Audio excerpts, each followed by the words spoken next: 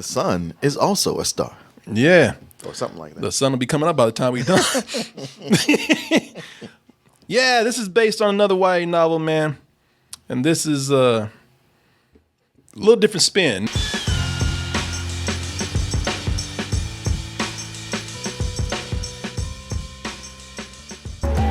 Compared to the lifespan of the universe, our lives begin and end in a single day. These YA novels and movies and whatnot, they have it to where, a lot of them have had some young black chick, either she's sick or she's in the apocalypse or something. And, right. And there'll be a handsome young black dude who has a handsome young white friend who usually is the one to go in and be the romantic lead or interest for this young black girl. This time they said, man, let's change it up. Oh, you gonna put a black guy in it? No. Hell no. But Asians need some love. Yeah, and you've been saying it. And I've been saying that for a while. And that's what they're doing here. This is about young Natasha, who's played by Yara Shahidi. Her parents are. Is it Yashidi? Yashidi? Yeah. I think so. I think we'll go with that. All right. Yashidi. Okay. Yara Yashidi. She's on one of the planets in Endgame.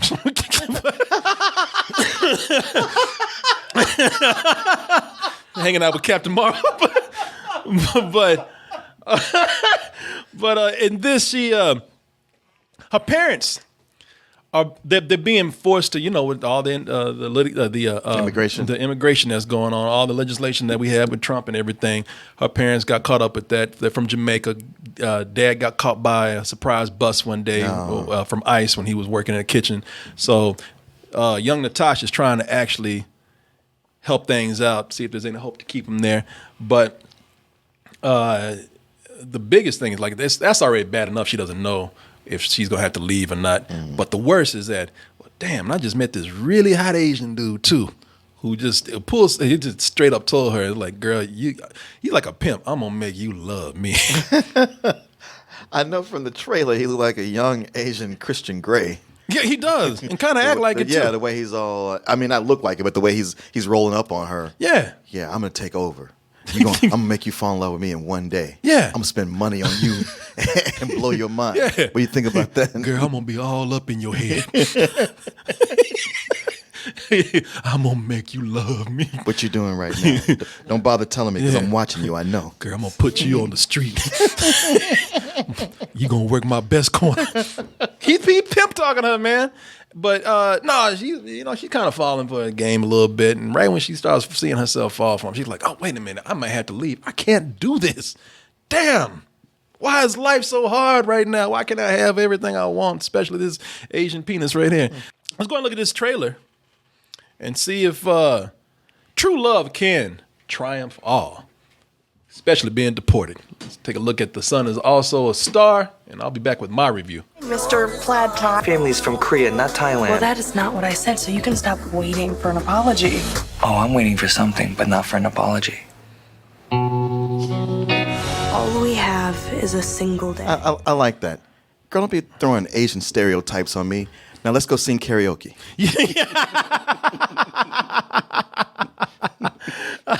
That is true. How are your noodles, by the way? I gotta say, with Daniel, like I said, man, he's sitting up here talking about, girl, I'm gonna make you love me. I'm gonna give you got an hour before you quit lying to yourself. And y'all looking at Daniel. Look, it helps that Daniel's tall and it helps that Daniel's handsome and wearing an expensive suit. That's a cheap ass suit. No, I saw he pulled that shit out the closet, mouse flew out and shit. Okay. It's probably smell like shit. Nah, man. I mean, he's got a little bit of an edge, but Daniel ain't got no game. Really?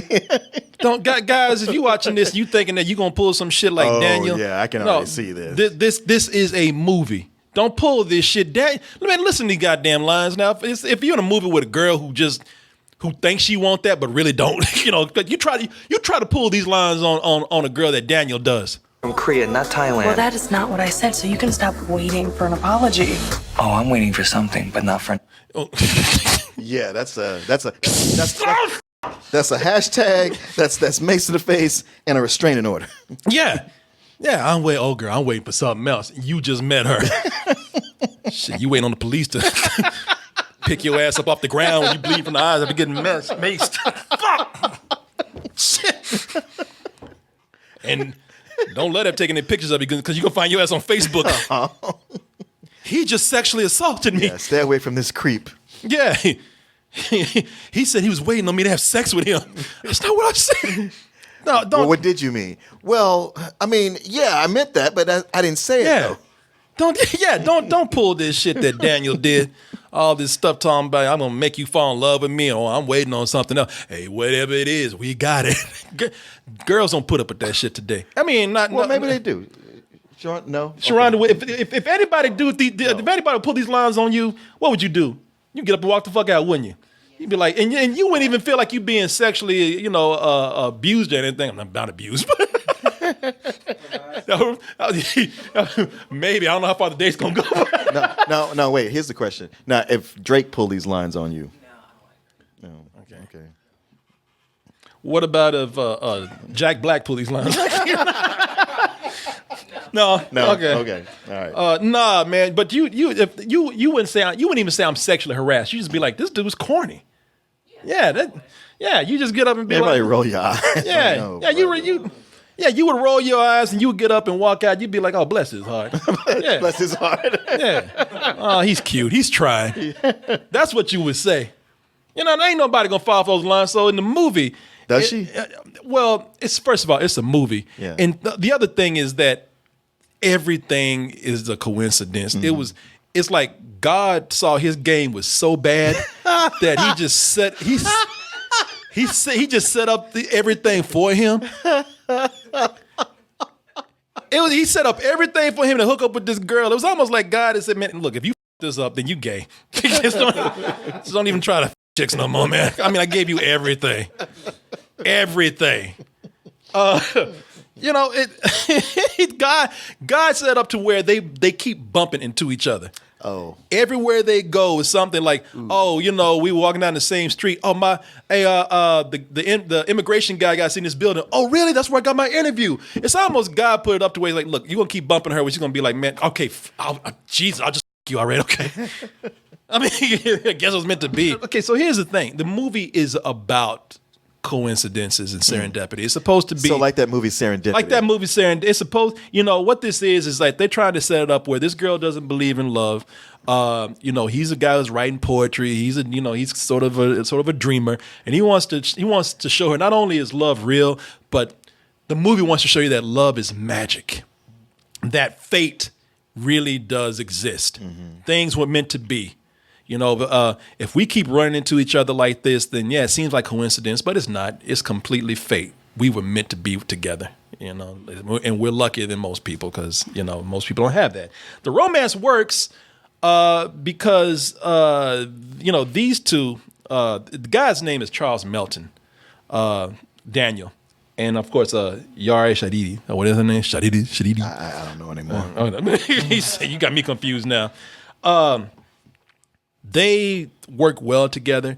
They're the ones that create the romance on film, because they work so well together. It does feel like an old-fashioned romance. Okay. It doesn't feel like some of these other. I mean, you get these YA novels that are turned into movies, mm-hmm. and they deal. They get a little now to, deal with the times, which. I mean, we have to. We know that kids are aware of more things than what we give them credit for. We're ready to acknowledge that. Right. So they throw in sex. Mm-hmm. They throw in some other things like abuse or things like that. Yeah. Not here. This really is. It's really sweet, man. It's hard. It's in the right place. And if anything sells it, this guy Charles Melton, he really does have the confidence to the lines are corny, but he has the confidence to sell it. I mean, it really does feel like they're falling for each other. The message, like I said, is everything happens for a reason. And I also like in the movie the way they do, they show things like while they're talking, there are moments where they talk about, their culture.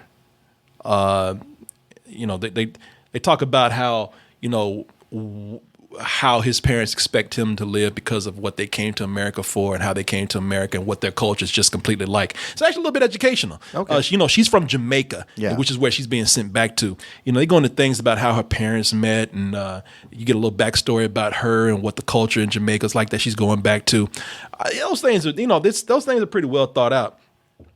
Thing is, whenever these coincidences happen, this serendipity happens, it would work if Daniel wasn't there every goddamn time. See, it was meant to be. See, isn't it crazy how we just keep running to each other? I was like, yeah, see it on the screen. You don't have to keep telling me this, man. And it is crazy. It's made crazy because you keep pointing it out. If you just shut the up and let me just live the movie, I might not notice it that much. But every time you run, you can't be like, wow, man, you again. This is wild. We really should do something. It's like, see, don't you believe? Don't you believe now? Even when Daniel's not pointing it out, the movie's pointing it out. It's very heavy-handed. Yeah. To the point where Natasha's going around with the Deus Ex Machina slogan on her jacket. Oh, what? Oh, I thought you were making a joke. No. She really does have that on her jacket. She's advertising the message of the movie. There's so many shots of her. They don't show in the trailer. So many shots of her walking from the back. So you can see Deus Ex Machina. And then I was like, okay. The director thinking it clever. Like, I just slipped it in. Yeah. It's subliminal. Nobody will catch it. I know, that's what I thought. But it's a billboard. But it's a billboard for the message of this movie. And on top of that, like, I thought, okay, well, you know what? It's obvious. A lot of people know what this is. Or I got a video game named after this. But, okay, maybe some people don't know. Oh, no, I didn't know that. And it's a little Easter egg. Well, not even, I'm not even talking about Deus Ex. but the Deus Ex Machina. Yeah, all right, not a lot of people know what that means. Yeah, it's a little Easter egg for the people that don't know what that translates to in English. But, of course, here comes Daniel. See, it was meant to be. It's like when it says, turn around. On your jacket, Deus Ex Machina, the hand of God. You see? It's meant to be. And it's like, man, even when it's heavy-handed, you got to... I couldn't even have that little bit. Yeah. Even when it's heavy-handed, the other hand got to come in and just add a little more weight to it. It's like, come on, man. And that's even the part where... even the part where he's running to save her from the car...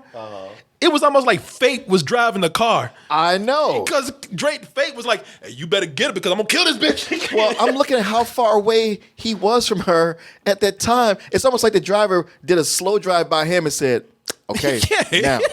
Or said, Daniel, now, you ready? Okay, all right. I'm stepping on it. Yeah.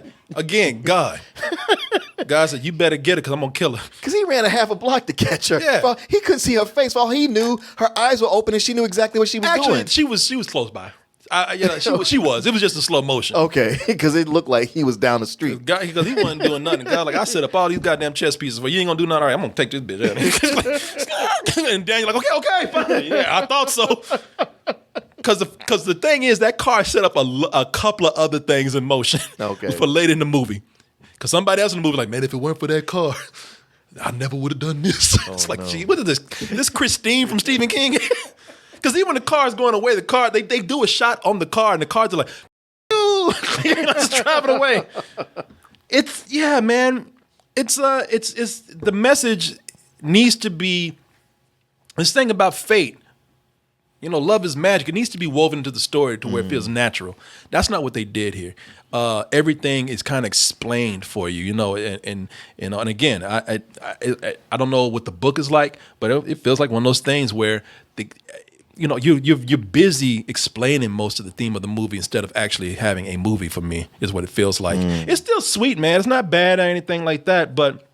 And the message, the political message that they have in there, of immigration, that actually works better because they're not doing this whole thing of like, oh, that goddamn Trump, he can't just let us live. Mm-hmm. They don't do anything, they don't Trump bash anything. They just say, hey, this administration, they put in all these rules, it's messed up, and it sucks. Yeah, that's it. So I admire that, man. One of the things that and this is just me, Oz and I were talking about this. It's like, man, I know we look at things and some people think we look too deep into things, but I'm gonna go ahead and say it. It's one of those movies that wants to make a message about race, but doesn't have it doesn't have the balls to go far enough with it because Daniel has a brother in the movie. His brother's played by, I like his brother actually. His brother, one of those things, it's like another Richie Valens story. His brother's just like kind of jealous of him. He's a bigger brother. He's beating him up all the time. Jack Choi plays the big brother. Since he's the family, which means he just didn't go to medical school and be some genius doctor. Now they're putting it on Daniel. And I think his bigger brother resents him. And so he just tries to mess with him in any kind of way possible, including being a little bit racist. They have the family owns a black hair care product store, and they explain it, and they give you a little history lesson. It's like, oh, that's really cool. How that got led up to that, about how wigs were banned and how that worked out for them early on, where big wigs from China were banned. So they have a black hair care product store, and she meets the brother in there. And the brother, it's already like, oh, you got a shoplifter in here? I see you caught one. And of course, Daniel's like, what do you say about my girl? And Daniel just keeps going in. When the girl leaves, Daniel's like, hey, bro, I didn't mean to say anything. Oh, yeah, I do her, man. I do her afro and everything. I'm like, okay, a white person must have put this up because that ain't no afro. It's not. It's big. Yeah, it's curly. It's curly. It might be even a little bit poofy. Yeah, but it's not an afro. But that ain't no afro. Y'all want to make a statement about black hair, and you can't even put a black woman with actual natural kinky afro type hair. And it's like, man, y'all for that. It's like, if you're gonna do it, then do it. Don't do some half-ass shit where it ain't gonna. It's the version of black people that every other race wants to see. Yeah, not the one where it's like, ooh, I don't like your hair. If you're gonna make that statement, follow through with it. If but don't try to act like this. This is what we call, and I'm not saying this is what has been traditionally called. Oh, she got that good hair. Shit, that's not an afro. Shit, some white people have hair like that. Yeah. Bette Midler had hair like that. Exactly.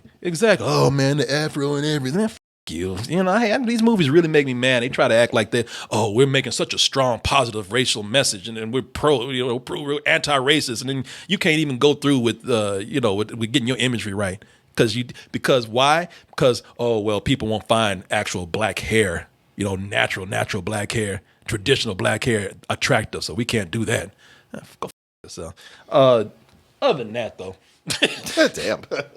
Well, that's a peeve of mine, man. I know. For anything. Yeah. It don't even have to be about black people. When you try to make some message and you don't have the courage to go through with what really would be controversial. No, I know. I always laugh at that Save the Last Dance when they had Julia Stiles in the black club. He's like, oh, you decided to come to the Negro club? Well, I don't see any Negroes in here. I'm like, wait, y'all want to say nigger, but you can't? So you say Negroes? I'm like, I don't see nothing but Negroes in this club. What the hell are you talking about? I remember that too, because I didn't see the movie, but I remember you said that, man.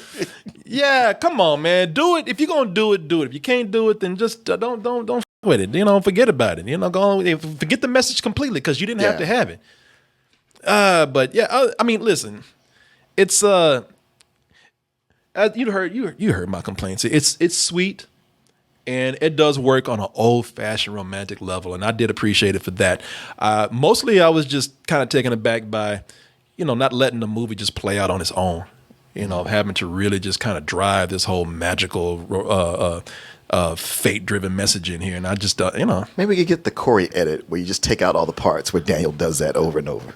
Shit, you'd be at the theater in about 5 minutes, so that's cool.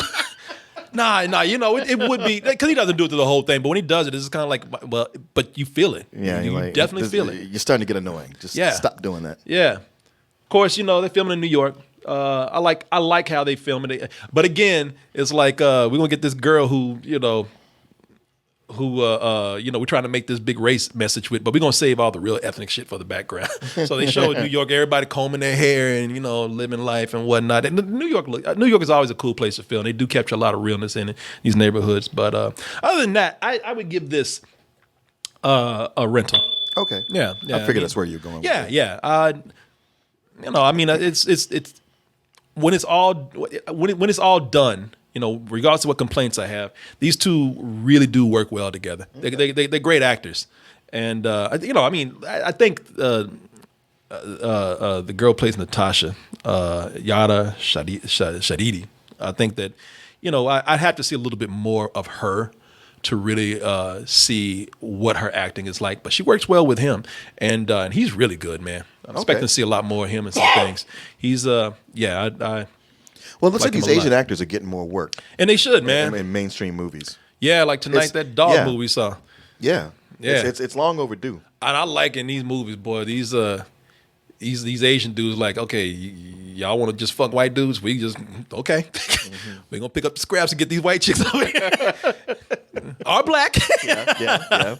Yeah, y'all keep playing. But yeah, it's a good movie for a rental. Like I said, it's very sweet and has its heart in the right place. And while you're here, why not check out some of our other reviews? Why not check out the one for John Wick 2 or that other Keanu Reeves classic, Replicas? That one is special, very special and dear to my heart. I beg you, check that one out. Watch it on our site, doubletoasted.com, or watch an edited version of it on our YouTube channel.